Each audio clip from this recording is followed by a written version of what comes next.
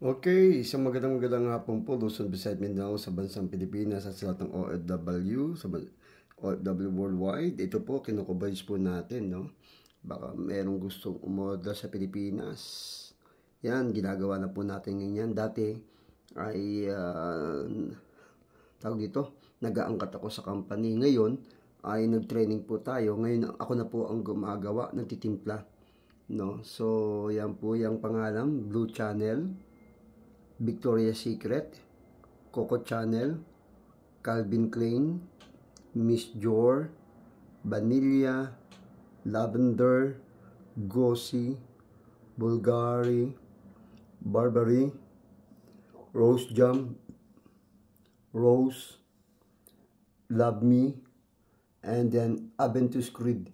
Actually, mga 15 lang muna yung ginawa po natin. Pero marami po tayo, Katrin Savage, mga Miss Dior, andyan din po ito yung Miss Dior, yan, Miss Dior. Marami pong mga pabango na pwede natin gawin. So sa lahat mga nanonood, gustong umorder po, 5,000 lang po yan. Ito po siya, oh. Ayan. So, ginawa na po natin to, no? Para 5,000 po isang boteng ganun kalaki. Pero pag binimuli yan sa Olive Young, umaabot po ng mga 37 yan. 59 o 30 o ganyan. Pero sa akin 5,000 lang po. Kasi pan-racing naman po natin yan eh. Pag bumili kayo ng 10,000, dalawang malaki, isang maliit. May libre isa. Yan, no?